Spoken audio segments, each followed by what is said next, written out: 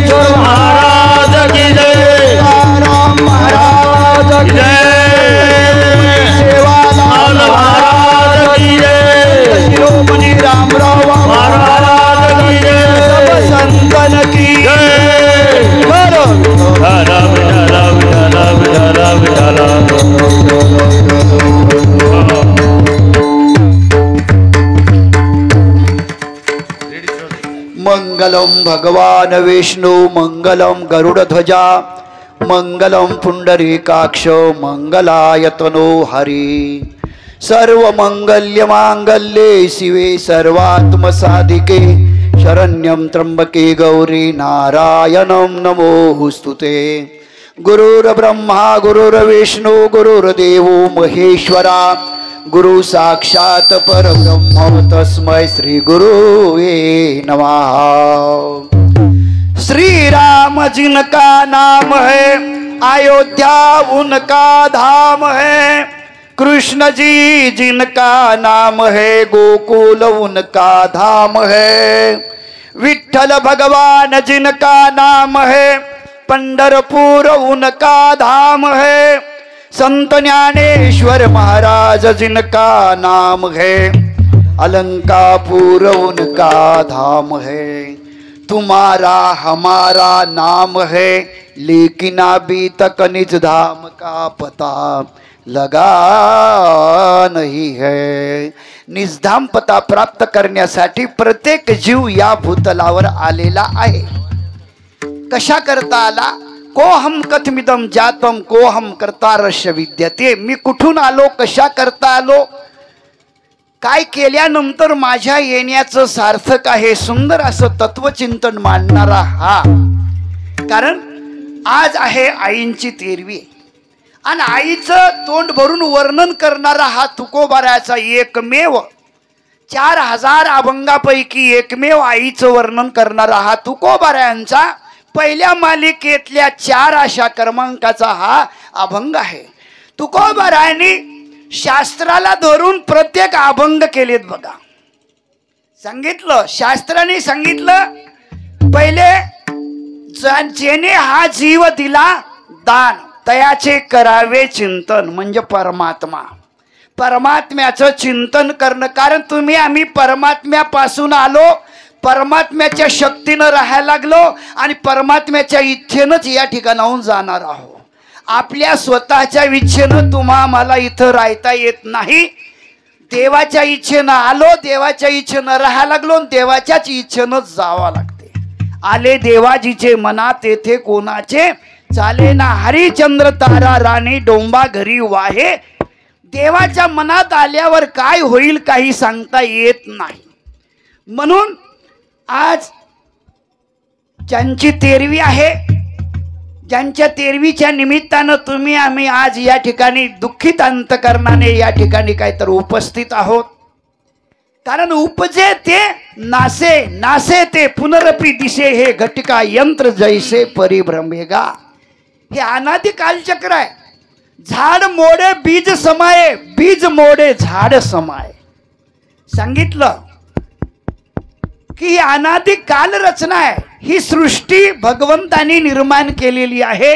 ममई वंशो जीव लोके जीवभूत सनातन. हा भगवान म्हणतात अर्जुना, अरे जीव माझ्यापासूनच तयार झालेला आहे. कसा? जसं पाण्याचे बुडबुडे नदीवर असतात. एखाद्या नदीवर आपण गेलो तर त्याच्यावर बुडबुडे येतात आणि बुडबुडे आहेत कुठं? पाण्यावर आहेत. कशाचे? पाण्याचेच. वाढले पाण्यावर, निर्माण झाले पाण्यावर आणि फुटले पाण्यावर. तसे तुम्ही आम्ही सर्व हे देहरूपी बुडबुडे आहेत. देवाच्या स्वरूपावर निर्माण झालो, देवाच्या स्वरूपावर वाढा लागलो आणि शेवटी देवाच्या स्वरूपामध्ये विलीन व्हावं लागतं. सांगितलं आकाशात पतितम तोयम यथा गच्छति सागरम. आकाशातले थेंब जसे पडताना वेगळे वेगळे दिसतात, पण पृथ्वीवर आल्यावर सर्व एक होतात आणि एक होऊन सागराकडे काहीतर विलीन होतात. तसंच तुम्ही आम्ही दिसताना आता वेगळे वेगळे आहेत, पण जाणार सर्व आपण कुठे? देवाजवळच जाण्यासाठी निघालेलो आहोत. भगवान म्हणतात, अर्जुनाने प्रश्न केला, देवा मरण मरण म्हणजे काय? मरण म्हणजे वेगळं असं काहीच नाही. भगवान सांगतात, अर्जुना जिथून आलो तिथं जाणं, याला काय म्हणायचंय? मरण. आलो कुठून? देवापासून. देवापासून आलो. तुम्ही आम्ही कुठं चाललो? आता चाललो कुठं? देवाकडेच ना. बाई मी जाते ग माहेराला, माझ्या मूळच्या मूळ घराला. मूळचं मुरघुळ कंत आहे. लक्षात ठेवा, जशी मुलगी माहेरात जन्माला येते, प्रत्येक मुलगी आपल्या बापाच्या घराला जोपर्यंत कळत नाही तोपर्यंत स्वतःचं घर मानते. पण तिला एकदा कळालं का, ती म्हणत नाही माझं घर आहे म्हणून. तसं ही प्रकृती आणि आत्मा. प्रकृती सांगितलं देह कुडीचं भांडण, आत्मा गेला निघून. आत्मा निघून जातो आणि कुडी काय तर खाली पडल्या जाते. म्हणून अशी ही विश्व रचना आहे आणि या रचनेप्रमाणे सर्व घडतच आहे. कारण आपण ज्या लोकामध्ये जन्माला आलो त्या लोकाचं नाव आहे मृत्यू लोक. मृत्यू लोकामध्ये मरावं लागतं. मरावं लागतं त्याला मृत्यू लोक म्हणतात. म्हणून आपण मृत्यू लोकामध्ये हा देह मिळाला. पण मृत्यू लोकामध्ये खूप मोठं अधिकार दिलेला आहे. सांगितलं वैकुंठितो ऐसे नाही कवळ काही काल्याचे.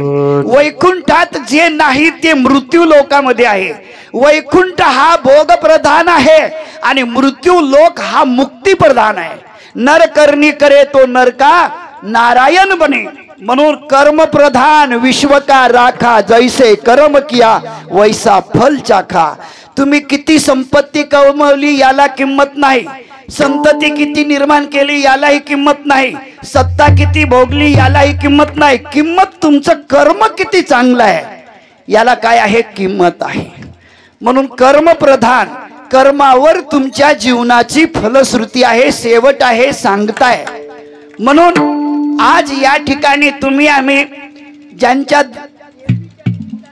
या ठिकाणी आपण उपस्थित झालो त्या आमच्या वैकुंठवासी सुंदराबाई वर्जन नाईक चव्हाण यांच्या 13वीच्या निमित्ताने या ठिकाणी तुम्ही आम्ही आज त्यांना शेवटचा निरोप देण्यासाठी या ठिकाणी उपस्थित झालो. लक्षात ठेवा, तुकोबाराय सांगतात, लेकुराचे हित जाणे माऊलीचे चित्त. आई म्हणजे काय हो? आ म्हणजे आत्मा, ई म्हणजे ईश्वर. आई हे ईश्वराचं स्वरूप आहे, आई हेच ईश्वराचं स्वरूप आहे. आणि आईचं वर्णन तुकोबाराय तोंड भरून करतात की बाबा आई आणि संत दोघांमध्ये बदल नाही. तुकोबाराय आजच्या अभंगातून 2 जातीचं वर्णन करतात, एक आई आणि एक संत. यांनी कधीच काही मिळाव म्हणून सेवा केली नाही. निरपेक्ष भावनेनं सेवा करण्याची परंपरा आईची आणि संतांची आहे. आई कधी मुलाचा लाभ पाहत नाही. मी आता मुलाचं संगोपन केलं तर मुलगा मला पुढे काहीतरी चांगलं करेल, आई असं नाही. मग सांगितलं, आईशी कळवळ्याची जाती करी लाभा विन प्रीती. लाभ न घेता प्रेम करणारी शक्ती कोण आहे? आई आहे. म्हणून आईच्या चित्तामध्ये लेकराचं हित दडलेलं आहे. मायेचा कळवळा मायेची जाणे, मायेचा कळवळा मायेची जाणे, मायेचा कळवळा मायेची जाणे, मायेचा कळवळा मायेचे जाणे. तैसे मी ताने तैसे मी ताने माऊली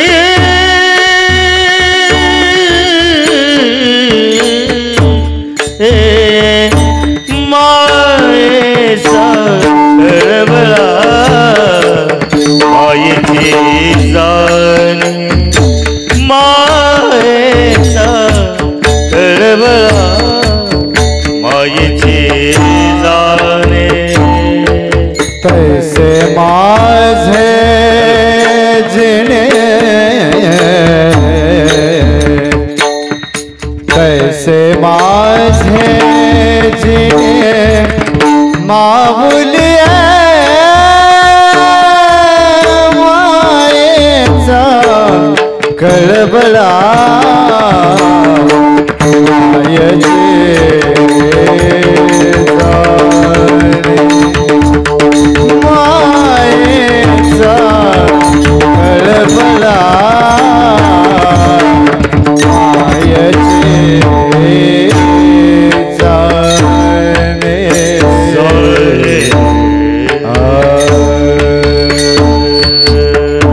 मायेचा कळवळा माय जाणे. कारण आई व्हावं लागतं तेव्हा आईच्या प्रेमाचा अनुभव स्वतः घ्यावा लागतो. कारण भगवान कृष्ण, थोडा उसा द्या, आवाज द्या, आवाज द्या, आवाज. आईच्या प्रेमाची कोणालाही मोजमाप करता येत नाही. आई ते आई आहे. आई स्वतः आपल्या बाळाची सुखाची अपेक्षा करत असते, स्वतः दुःख भोगते, पण मुलाला कधी दुःखाची चाहूल लागू देत नाही.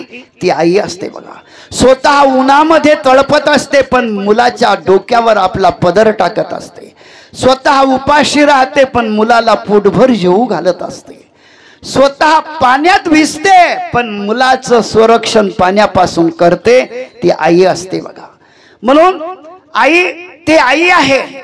म्हणून प्रत्येक जीव हा या भूतलावर देह धारण करतो आणि देह धारण केल्यानंतर आपल्या कर्माला सुरुवात होत असते.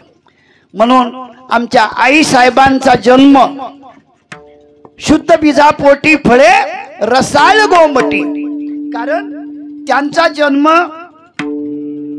पाझर तांडा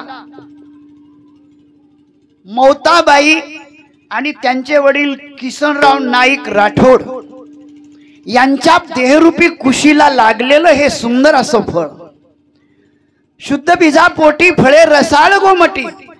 आपल्या आई वडिलाच्या कुळामध्ये देह धारण केला. सांगितलं सकळ तीर्थाचे धुरे जे का माता पितरे. प्रत्येक जीवाला इथं यायचं असेल तर स्वतः येता येत नाही. इथं कोणाचा तरी आधार घ्यावा लागतो. आई वडिलाचा आधार घेतल्याशिवाय इथं देवाला येता येत नाही आणि जीवालाही येता येत नाही. म्हणून सकळ तीर्थाचे धुरे जे का माता पितरे. आई वडिलाचा आधार घ्यावा लागतो आणि आधार घेऊन आपल्या जीवनाची कर्मरेखा या ठिकाणी निर्माण करावी लागते. म्हणून त्यांचा जन्म राठोड परिवारामध्ये झाला. पुढे प्रत्येक लहान झालं की हळूहळू देहाची वृद्धी होते, देहाची वाढ होते. हळूहळू देहाची वाढ झाली. वाढ झाल्यानंतर हळूहळू त्यांच्या आई वडिलाला वाटलं नाही आता माझ्या मुलीचं लग्न करणं, ग्रस्त आश्रमाचं बंधन देणं महत्वाचं आहे. देह परिपक्व झाल्यानंतर देहाची ग्रस्त आश्रमाची दीक्षा आई वडिलांनी ठरवलं आपल्या बाईचं लग्न करणं आहे. त्यांनी सुंदर असा वर आपल्या खिल्लार मधले वर्जन बाबा यांच्याशी त्यांचा विवाह लावला बघा. प्रत्येक माऊली आपल्या मालकाला साथ देत असते. ग्रस्त आश्रमाचा रथ आहे आणि ग्रस्त आश्रमाच्या या रथाचे दोन चाक म्हणजे पती पत्नी असतात बघा. या ग्रस्त आश्रमाचा त्यांनी दीक्षा घेतली.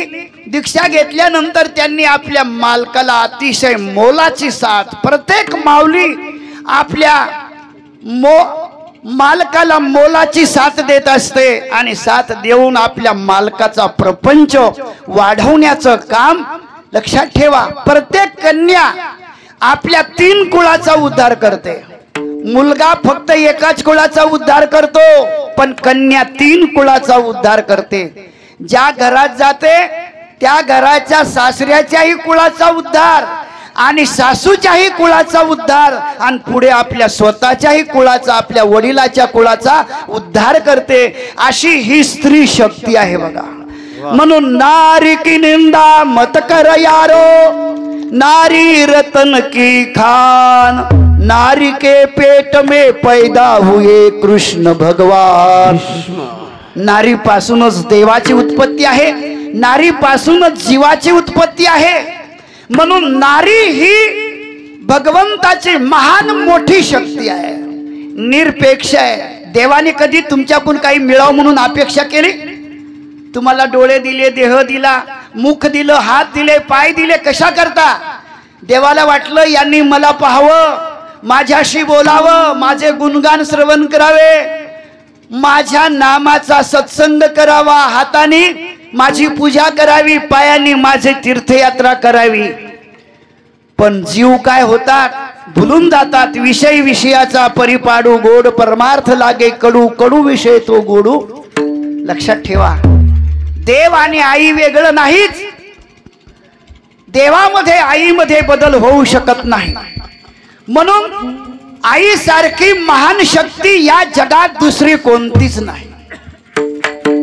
आईवर पहिला प्रसंग उद्भवतो.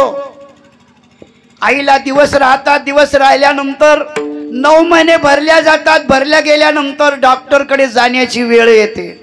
मालक सोबत असतात, स्वतःचा भाऊ सोबत असतो. डॉक्टर सांगत असतो दोघांतून एक जाणार आहे. मुलगा तरी जाईल नाहीतर बाई तरी जाईल. मालक पटकन सांगतो डॉक्टर साहेब मुलगा गेला तरी चालेल पण माझ्या पत्नीला वाचवा. पडल्या पडल्या हे शब्द मालकाचे पत्नी ऐकत असते.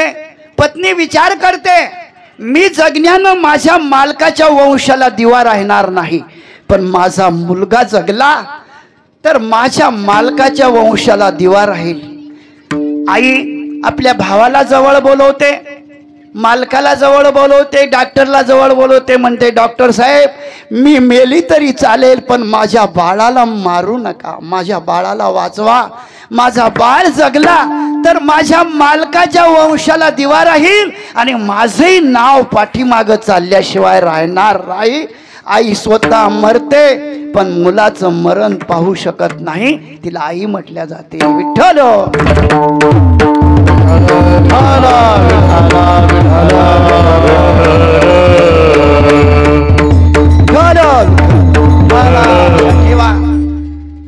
आता आम्ही मुरलीधर मामाकडे, भुजंग मामाकडे नेहमी आल्या परत थांबायचो, कारण आमचं थांबायचं तिथंच आहे, उत्तम मामा यांच्या घरी थांबणं. आई पडल्या पडल्या होत्या, पण आम्ही आलो का, मला सवय आहे की प्रत्येक म्हाताऱ्या माणसांचं दर्शन करणं हे माझं काय आहे, मला सवय आहे. मी गेलो की आईचं दर्शन घेतलं. आईने आम्हाला कोंभाळलं. जुनी माणसं कोंभाळलं का की लक्षात ठेवा, त्या आशीर्वाद मिळतो. पूर्वी मुलगी जर मग सासरी जात असेल तर सर्व गावातले वडीलधारी माणसं भेटतात, मुलीला कोंभाळतात. का बाई तू आम्हाला सोडून चालली, माहेर ते माहेरच आहे, माहेरात मुलगी कधी येऊ द्या, म्हातारी झाली तरी येऊ द्या, तिला शेवटी माहेर ते माहेरच वाटते. तसं या ठिकाणी आल्यानंतर आम्हाला माहेर घर म्हणजे काय, तर आमचं मुरलीधर मामाचं घर, आमचे उत्तम मामा असतील, आमचे बाबाराव मामा, आमचं माहेरच आहे. खिल्लार आमचं माहेरच आहे. आमचे शेषराव महाराज या ठिकाणी नेहमी येत होते, जात होते. त्यांच्यामुळे या परिसरात येण्याचा आम्हाला काय तर संबंध आला. नंतर आमचे दुधीराम महाराज वक्ते बाबांच्या सानिध्यात असल्यामुळं या ठिकाणी येण्याची वेळ आली. आणि खरोखर मुरलीधर मामा, आमचे भुजंग मामा, त्यांच्या मंडळी बिचाऱ्या यांनी सर्वांनी आपल्या आईची सेवा अतिशय चांगल्या प्रकारे केली. बघा, मुरलीधर मामांची मंडळी, भुजंग मामाच्या मंडळी रोज आईचं दर्शन, आईचं का लक्षात ठेवा, रोज आईचं जो दर्शन घेतो त्याला कुठे देवाकडे जायची गरज नाही, देव तिथं येऊन त्याला दर्शन देतो. एवढं सामर्थ्य आईच्या दर्शनामध्ये आहे. विठ्ठल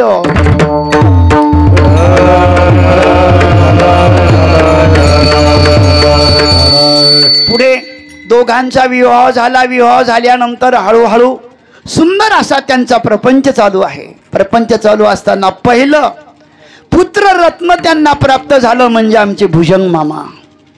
पहिला मुलगा झाला. मुलगा झाला म्हणजे किती आनंद आहे का, तो वंशाला आपल्या दिवा आला. असे 6 पुत्र त्यांना मिळाले, 2 कन्या, 4 पुतणे. असा हा परिवार खूप मोठा परिवार आणि परमार्थिक परिवार, भक्तिप्रधान परिवार. देवाची सेवा, साधू संतांची सेवा, आमच्या रामराव बाबांची सेवा, सेवालाल महाराजांची सेवा, ज्यांनी बघा सुंदर असं मंदिर या ठिकाणी सरवायला घेऊन मंदिर पण या ठिकाणी त्यांनी बनवलं. खरोखर धन्य माता पिता तयाची. त्यांच्या वडिलाची इच्छा होती, वडिलाची इच्छा, गावकऱ्यांची इच्छा, सर्वांची इच्छा त्यांना पूर्ण केली. धन्य माता पिता तयाची, कुळी कन्या पुत्र होती जे सात्विक. म्हणून लक्षात ठेवा, जीव गेला म्हणजे संपला असं नाही, कारण ते आता मुलाच्या रूपानं शिल्लक आहेत. कारण हे आलादी कालचक्र आहे. आजा जातो, पंजा जातो, बाप जातो, परी नातू शिल्लक राहत असतो. म्हणून हे अनादी कालचक्र चालू आहे.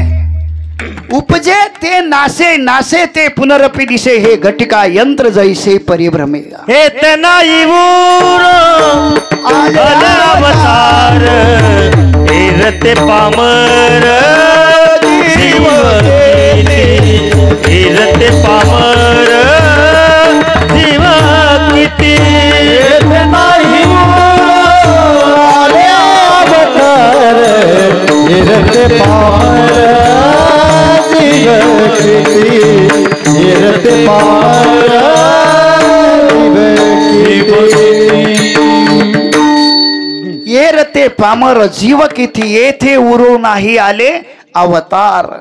म्हणून प्रत्येकाला जावंच लागतं, पण कसं जावं हे आपल्या हाती आहे.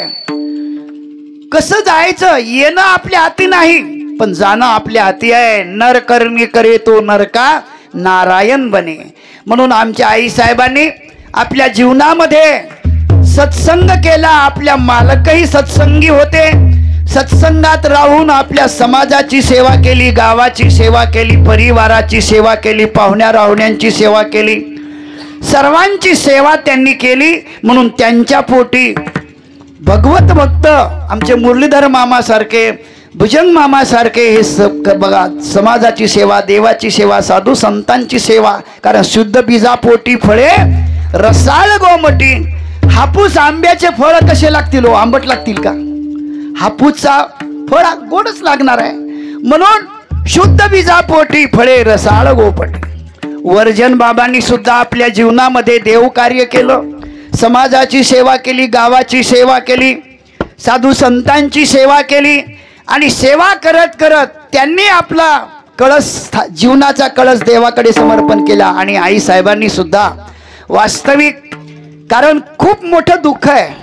आई घरात बसलेल्या होत्या, नुसतं भुजंग मामाकडे आईनं पाहिलं तरी आईला समाधान, मुलाला समाधान वाटत होतं. आई घरात बिमार असू द्या, कशी असू द्या, घरात बसलेली असलं का तर घर भरलेलं लागायचं बघा. आईच्या अस्तित्वाने घर भरलेलं होतं. जरासे भुजंग मामा दिसले नाही, आईने विचारावं, सुनबाई मोठा दादा दिसला नाही, माझा मुरली दिसला नाही का? आईला जर मुलगा दिसला नाही तर आईचं अंतकरण थांबत नाही बघा. का? आईशी कळवळ्याची जाती करी लाभा विन प्रीती.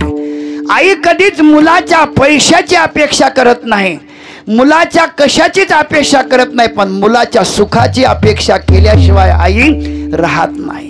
विठ्ठल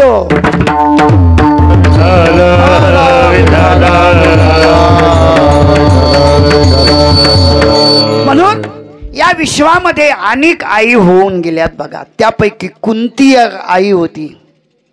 कुंतीच्या जीवनामध्ये लवकर मालक वारल्या होते. वारले गेल्यामुळं आपल्या मुलाची जबाबदारी कुंतीवर आली होती. कुंती आपल्या मोठ्या देराच्या दारामध्ये, लाहिण्या देराच्या दारामध्ये काहीतरी आपलं जीवन जगत होती. जगत असताना तिला अनेक संकट आले, पण आपल्या मुलाला वाचवण्याची प्रयत्न करत होती. कौरवांनी लक्षागृहामध्ये टाकलं, लक्षागृहातून सुद्धा देवाने वाचवलं. अनेक संकट, की दिवस कमी एवढे संकट पांडवावर येत होते, तरी कुंतीच्या परमार्थाने देव सहाय्य करत होता. त्या संकटातून काहीतरी बाहेर करत होता. एक दिवस कुंतीचे 5 मुलं आणि गांधारीचे 100 मुलं. गांधारीच्या 100 मुलांनी काय केलं? मातीचा चिखल केला आणि हत्ती बनवला, चाक केले, ओढत ओढत घेऊन आले. कुंतीला वाण दिलं, मकर संक्रांतीचं वाण दिलं. कसं? हत्तीवर बसून आणलं. 100 मुलं कुंतीचं वाण दिलं आणि म्हणजे कुंतीला वाण दिलं आणि सांगितलं, बाई काय ते सहज लेणं आणि बाकी काय उष्ण लगेच देणं. मग आपल्याला वाण द्यायला जायचं, पण कसं द्यायचंय विचार करू लागली. की कुंतीला 100 मुलं, एक एक गोळा आणला, हत्ती तयार झाला. 100 जणांना ओढलं, माझे 5च आहेत, एवढा हत्ती कसा होईल? चिंता करू लागली. चिंता करत असताना कुंती चिंतातूर दिसली. धर्मराज आले, विचारलं, आई एवढी चिंता करायचं असं काय तुझ्यावर संकट आहे? म्हटले, बाळ काल कुंतीनं वाण दिलं आणि तिचं वाण मला द्यायचंय. ती हत्तीवर बसून आली होती मातीच्या. आपण कसं जावं याचा मी विचार करते. आई तूही काळजी करू नको. भीम उठला आणि भीमाने सांगितलं, आई काळजी करू नको, मी इंद्राचा हत्ती घेऊन येईन आणि तुला खरोखाच्या हत्तीवर बसून तिला वाण देऊ म्हटले आपण. असं म्हटल्याबरोबर कुंतीला बरं वाटलं. म्हटलं, इंद्राचा कुठं हत्ती? भीमा काय खरं आहे का तुझं? म्हटले, आई काळजी करू नको. कधी जायचंय? जेव्हा जायचं तेव्हा सांग, मी हत्ती घेऊन येतो. शेवटी म्हटले, उद्या सकाळी जायचंय, उद्या 9 वाजता निघायचं म्हटल्याबरोबर भीमाने काय तर डायरेक्ट स्वर्ग लोकात गेला आणि इंद्राजवळ गेला. इंद्राच्या सभेत भीम दिसल्याबरोबर इंद्र उठून वरायला. म्हटले काय काम आहे बाबा इथं याचं? काय काम आहे? म्हणले दुसरं काहीच नाही, मला तुमचा हत्ती पाहिजे. आता इंद्राला वाटलं याला काय हत्तीने यायला स्वर्गातला हे काय आहे, सोपं नाही का? म्हटलं जा ना घेऊन, मी कुठे तुला नाही म्हणतो, घेऊन जा. कसा न्यायचा? जसा तुला घेऊन जाता येईल असा घेऊन जे. बरं म्हटले.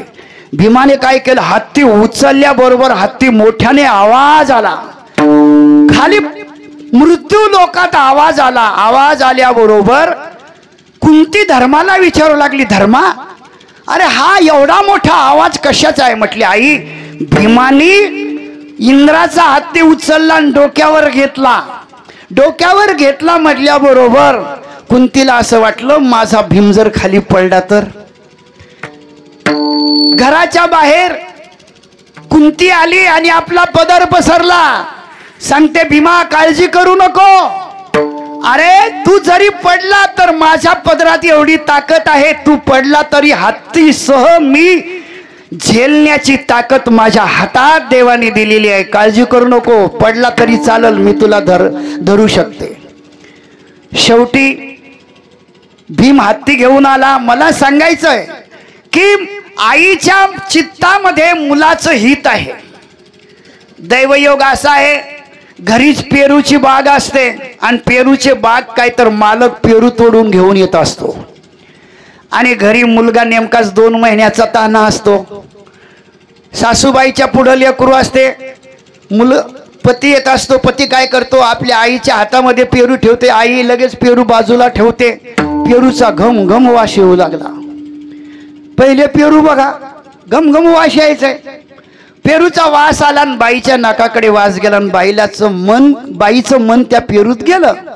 पेरूत गेल्याबरोबर सासूबाईने ओळखलं. म्हटले सुनबाई तुमचं मन पेरूत गेलं खरं, पण पेरूत मन जाऊ देऊ नका. जर तुम्ही पेरू खाल्ले तर बाळाला खोकला सर्दी झाल्याशिवाय राहणार नाही. आई स्वतः आपली अपेक्षा कमी करते पण मुलाची अपेक्षा कमी होऊ देत नाही. पुढे दैवयोग असा असते मुलगा मोठा होतो. मुलगा मोठा झाल्यानंतर मुलगा शाळेत जात असतो. परिस्थिती सर्वांचीच परिस्थिती काही श्रीमंत नसते. काही मोलमजुरी करून सुद्धा आपलं जीवन जगत असतात. एक गरीबाचा मुलगा होता, मजुरी करत होते. सर्व मुलं शाळेत सायकलवर जात होते पण हा मुलगा पायी पायी जात होता. आईला दररोज म्हणत होता आई काही कर पण मला पप्पाला म्हणावं एखादी सेकंड हँड सायकल घेऊन दे, सेकंड हँड सायकल घेऊन दे. रोज मुलांनी म्हणावं. एक दिवस पत्नी आपल्या मालकाला म्हणत असते अहो काही करा पण आपल्या बाळूला 100 सायकल घेऊन द्या. हा म्हणतो अगं मी 200 रुपयाच्या रोजानी आहे, कसं तरी जेमतेम आपला प्रपंच चालतो. आपला प्रपंच चालवण्यात मला 200 रुपयाच्या व्यतिरिक्त काही नाही. बरं मी तुला आता बाळूला सायकल घेतली असती पण आता मकर संक्रांत आली म्हटले. मकर संक्रांतीला नाही म्हटलं तरी तुला 500 रुपयाची साडी आणावं लागणार आहे. 500 रुपयाची साडी तुला घ्यावं लागणार आहे. मग आई म्हणते एक काम करा, या वर्षी मी जुन्या साडीवर वाण देईन पण माझ्या मुलाला काय करा सायकल घेऊन द्या. आई स्वतःची अपेक्षा कमी करते पण मुलाची अपेक्षा कमी करत नाही. आईशी कळवळ्याची जाती करी लाभाविन प्रीती. आई उदबत्ती सारखी घरामध्ये जळत असते पण आपल्या प्रपंचात सुगंध देत असते. बघा उदबत्ती सारखी ती जळत असते. पुढे हळूहळू आईचं जीवन मुलाचं जीवन ते आईचं जीवन असते. म्हणून अशा पद्धतीनं प्रत्येक आई आपल्या जीवनामध्ये आपल्या प्रपंचाचा गाडा ओढत असते. कधी कधी मुलगा ऐकत नाही म्हणून आई रागावते. त्याला धरते, चापट उजारते पण गालावर पडू देत नाही. गालावर पडत नाही तो आईचा हात असतो. उजारल्या जात नाही पण आवाजच निघतो तो बापाचा हात असतो. बाप उजारत नाही.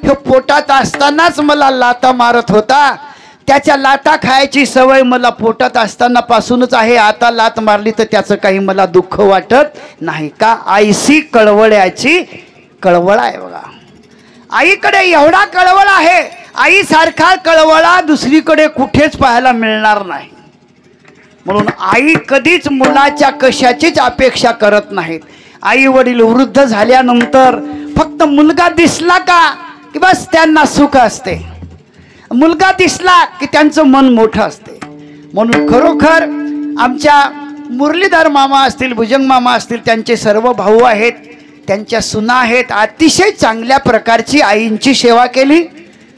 आणि म्हणून बघा आईचं किती पुण्य आहे.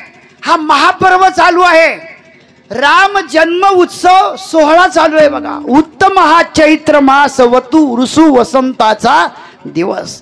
चैत्र महिना म्हणजे सर्व 12 महिन्यापैकी एक पवित्र महिना मानला जाते. आणि पहिली ब्रह्मदेवानी या विश्वाची सुरुवात करण्यासाठी गुढीपाडव्याच्या दिवशी सुरुवात केली. म्हणून गुढीपाडवा हा पहिला शुभ मुहूर्त आपल्या सनातन धर्माचा आहे. आपलं पहिलं वर्ष कुठून सुरू झालं? गुढीपाडव्यापासून आपलं काहीतरी वर्षाची सुरुवात आहे. आपली 1 जानेवारी पासून आपली सुरुवात नाही. आपल्या सनातन धर्माची संस्कृती आहे गुढीपाडवा पहिला मुहूर्त. म्हणून पहिल्या मुहूर्ताच्या सुरुवातीला आईने आपलं काहीतरी जीवन देवाला समर्पण केलं. पुन्हा उत्तरायण चालू आहे, कारण मरावं, पण कुठे मरावं सांगितलं. उत्तरायणामध्ये जो मरतो, उत्तरायणामध्ये स्वर्गातले सर्व दरवाजे मोकळे असतात. कोण्याही दरवाजानं जा, परमात्मा त्याला आपल्या जवळ घेतो, आपल्या लाईनला बसवतो. का? शेवट तो भला माझा बहु गोड केला. गोड झाला, शेवट गोड झाला. का? तर शुभ मुहूर्तावर. कारण उत्तरायण पहिलं चरण चालू आहे आणि पहिल्या चरणावर त्यांनी आपलं जीवन भगवंताला समर्पण केलं. आलो निजाच्या माहेरा पूजा रुक्माईच्या वरा, शेवट तो भला माझा बहु गोड केला. अशा पद्धतीनं त्यांनी लक्षात ठेवा, शेवटचा क्षण गोड करायचा आपल्या हाती आहे का? देवाच्या हाती आहे. म्हणून त्यांना शुभ मुहूर्त मिळाला. शुभ मुहूर्त आणि उत्तरायण मिळालं, शुभ पक्ष मिळाला आणि तिथी सुद्धा शुभ मिळाली. आणि आजचा दिवसही शुभ आहे. का? तर प्रभू रामचंद्र जन्म उत्सव सोहळा हे 15 दिवस बघा. रामनवमी ते हनुमान जयंती हे गळतीचे दिवस आहेत. गळती म्हणजे काय? गळती म्हणजे भक्ती. कारण शंकराच्या डोक्यावर अखंड जलधारा कोणी केली? ब्रह्मदेवानी केली होती. का? तर या सृष्टीची निर्मिती करायची म्हणून गळती गुढीपाडव्यापासून गळती सुरू होते. भगवान शंकरावर जलधारा सुरू होते, भक्तीची धारा निर्माण होते. आणि जिथं भक्तीची धारा निर्माण होते तिथं परमात्मा साकार होतो. आवडीने करी हरी कीर्तन हृदयी प्रगटे नारायण. परमात्मा त्या ठिकाणी प्रगट होतो आणि प्रगट होऊन सर्वांची काय करतो? सेवा करतो. म्हणून आईशी कळवळ्याची जाती करी लाभाविन प्रीती पोटी भार आहे त्याचे सर्वस्व ही साहे. तुका म्हणे माझे तुका म्हणे माझे, तुका म्हणे माझे, तुका म्हणे माझे, तुका म्हणे माझे, तुका म्हणे माझे, तुका म्हणे माझे, तुका म्हणे माझे, तुका म्हणे माझे, तुका म्हणे माझे, तुका म्हणे माझे, तुका म्हणे माझे, माझे, तुका म्हणे माझे, तुका म्हणे माझे, तुका म्हणे माझे. तुम्हा संतावर बोझे, तुम्हा संतावर बोझे, ऐशी कळवळाची जाती, ऐशी कळवळाची जाती. तुम्हा संतावरी बोझे, तुम्हा संतावरी ओझे ऐशी कळवळ्याची जाते ऐशी कळवळ्याची जाते करीला भावीन प्रीते करीला भावीन प्रीते करे ला भावीन प्रीते करे ला भावीन प्रीतिवा ला भावीन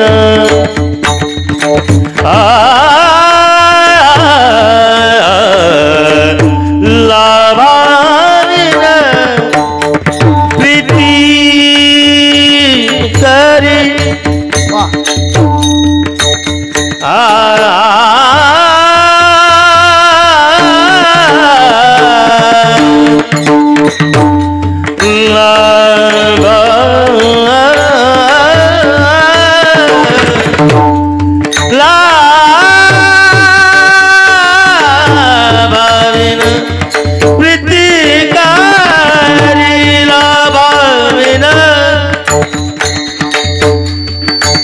करीला भाविन ला भाविन प्रीते करीला भाविन प्रीते करीला भाविन प्रीते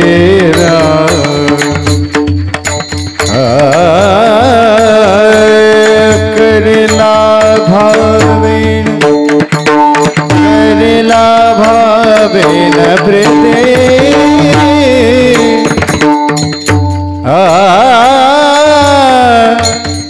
प्रीति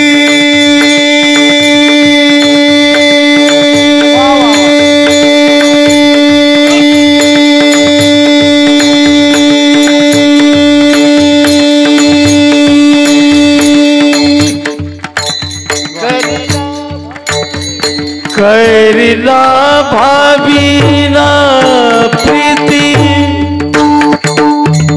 करीला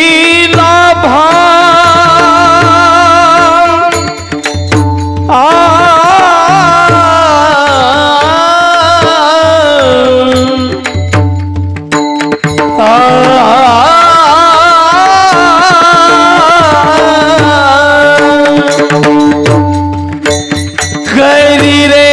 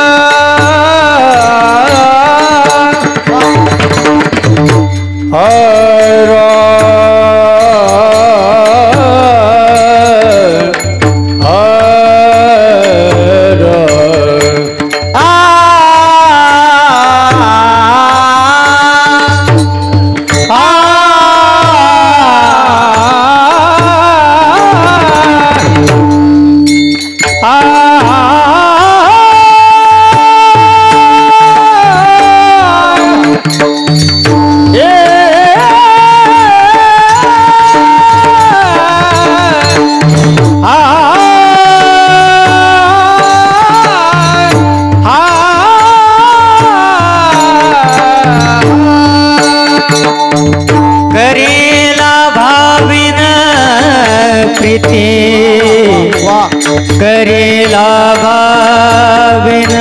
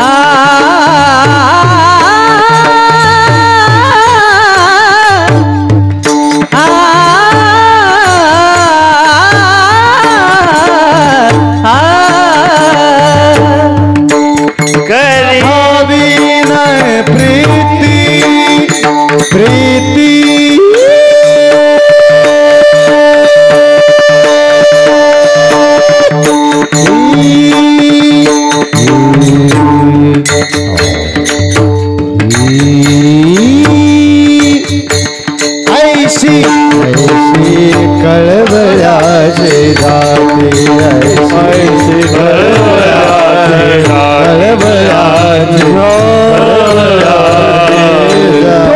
रखुमाई रखुमाई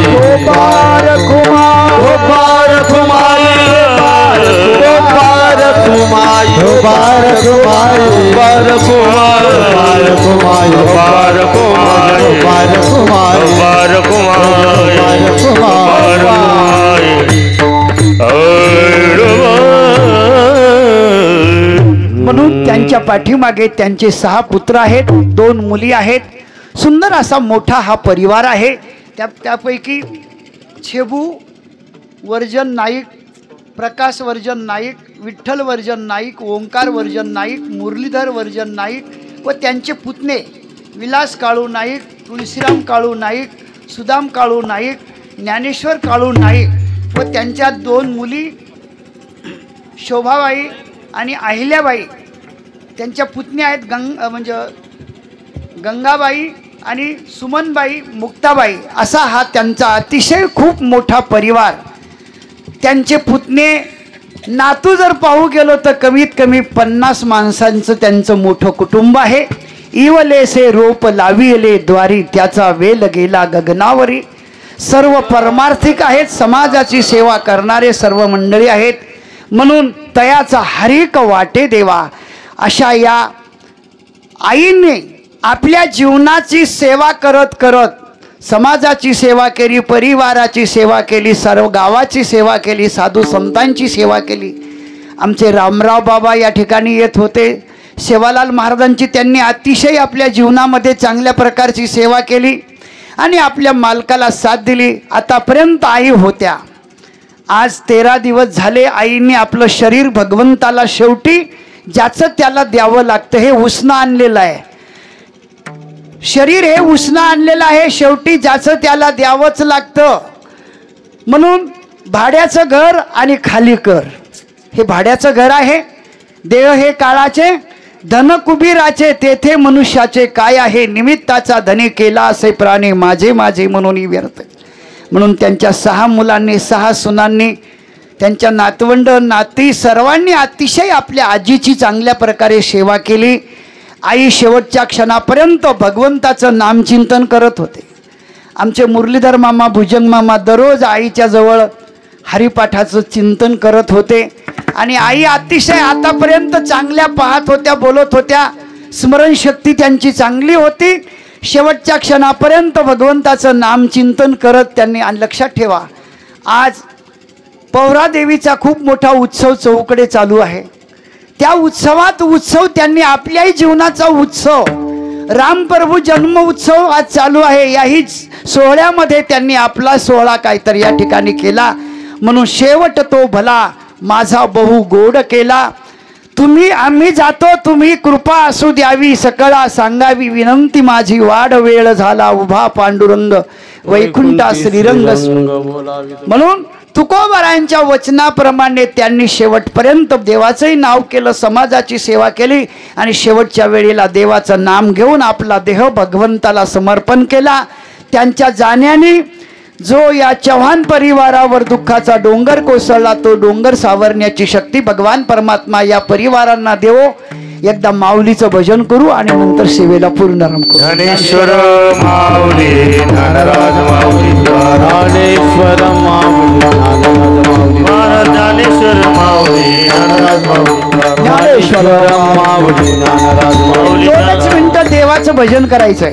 नामदेव जनाबाई, नामदेव जनाबाई, नामदेव जनाबाई, नामदेव जनाबाई, गोपाल काका मुक्ताबाई, गोपाल काका मुक्ताबाई, निवृत्ती ज्ञानदेव सोपान मुक्ताबाई, एकनाथ नामदेव तुकाराम, ज्ञानदेव सोपान मुक्ताबाई, एकनाथ नामदेव तुकाराम, सावतोबा गोरोबाई एकोबा, ज्ञानोबा निळोबा तुकोबा, विठ्ठल विठ्ठल विठ्ठला पांडुरंग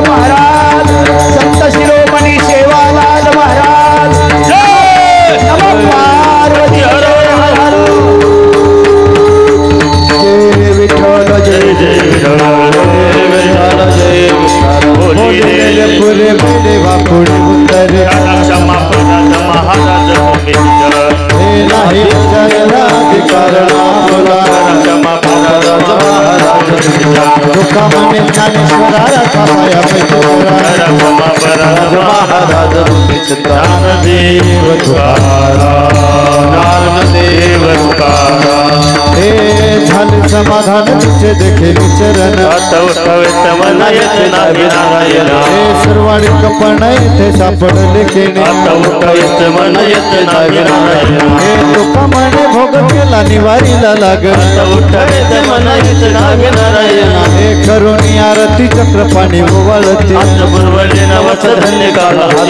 पहा पहा व सकळा पुण्यवंत तुम्ही बाळा तुका वाहे टाळे उभा सनिक जवळ प्रेम सप्रेम आरती गोविंदा ते ओवाळते बाळा प्रौढा आणि मुग्धा ओवाळी ती परमानंदा नामा म्हणे केशवा ते पुढे राहील तटस्थे ज्ञान राजा महाकैवल तेजा शेवटी साधू संत मनुवेदिला ज्ञान राजा लोक ज्ञान जगी अवतार पांडुरंग नव ठेवले ज्ञानी अर्थ ज्ञान राजा महाकैवल तेजा शेवटी साधू संत मनुवेदिला माझा ज्ञान प्रगट गुरुदेवरे विश्व ब्रह्मांड रामा जनार्दन पायी मस्तक ठेवले आरती ज्ञान महाकैवल तेजा शिवती साधू संत रामाचा ज्ञान राजा आरती तुकारामा स्वामी सद्गुरुधामा सच्चिदानंद आई कवी अम्मा तुकारामा राघवे सागरास पाषाण आरती तुकारामा स्वामी सद्गुरुधामा सच्चिदानंद मूर्ती बाई राघवी अम्मा ओ तुकिता तुलसी ब्रह्म तुकाशी आले म्हणून रामेश्वरे मस्तक ठेवले आरती तुकारामा स्वामी सद्गुरुधामा सच्चिदानंद मूर्ती बाई राघवी अम्मा आरती तुकारामा लोटांगण वंदिन चरण डोळ्यान बाहीन रूप प्रेमे आनंद पूजन भावे वाळी हेच भावी माझी आस जन्मो जन्मी तुझा वार करी वारीन चुकुने हरी संत संगे सर्व काळ अखंड प्रेमाचा चंद्रभागे स्नान हरीचा वार करी वारीन चुकुने हरी मागणे ते एक तुझ प्रती आहे देशील तरी पाहे पांडू या संतासी निरवी हेची मज दे अनिक तुझे काय नमावा दे म्हणे आता उदार तू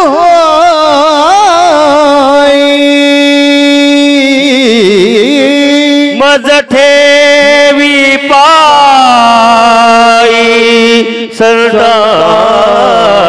सरदाच्या संतासी निरवी हेची मज दे अनिक तुझे काय नमावो देवा ज्ञानदेव तुकाराम ज्ञानदेव तुकाराम ज्ञानदेव तुकाराम ज्ञानदेव तुकाराम ज्ञानदेव तुकाराम ज्ञानदेव तुकाराम तुकाराम कुंडली वरदान विठ्ठल श्री ज्ञानदेव पंढरीनाथ भगवान की माऊली ज्ञानेश्वर महाराज की जय जगद्गुरु तुकाराम महाराज संत सेवालाल महाराज की जय।